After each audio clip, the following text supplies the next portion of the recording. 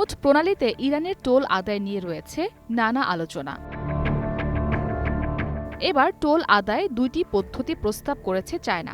এর মধ্যে একটি হলো পেগিং ফি। এই পদ্ধতিতে কোনো কিছুর দামের সঙ্গে ফি বেঁধে দেয়া হবে, অর্থাৎ যদি তেলের দাম বাড়ে তবে ফি বাড়বে। আরেকটি হলো চায়নার ডিজিটাল টোকেন, যা ব্যবহার করে লেনদেনের পরামর্শ দিয়েছেন বিশেষজ্ঞরা।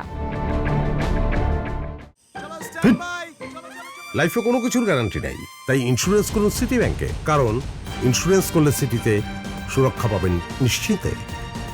চায়নার রেনমিন ইউনিভার্সিটির আন্তর্জাতিক বিষয়ক ইনস্টিটিউটের পরিচালক ওয়াং ওয়েই বলেন, বৈশ্বিক জ্বালানি বাণিজ্যের এই গুরুত্বপূর্ণ রুটে টোল আরোপ করা হলে তা নিষ্পত্তির পদ্ধতি নতুন ধারার হতে পারে। তবে অন্য পর্যবেক্ষকরা এই বিষয়ে সতর্ক করেছেন, বলেছেন দীর্ঘমেয়াদী যৌথ ব্যবস্থাপনার পরিবর্তে যুদ্ধকালীন অস্থায়ী ও ভিন্নধর্মী একটি ব্যবস্থা হিসেবে কাজ করা যেতে পারে।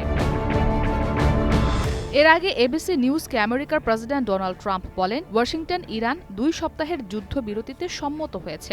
এ সময় হরমুজ প্রণালীতে ইরানের টোল আদায় ট্রাম্প সমর্থন করবেন কিনা এমন প্রশ্নের জবাবে তিনি বলেন, আমেরিকা এটিকে যৌথ উদ্যোগ হিসেবে করার কথা ভাবছে। ইসরাত মুক্তি, ওয়ান ইন্টারন্যাশনাল ডেস্ক।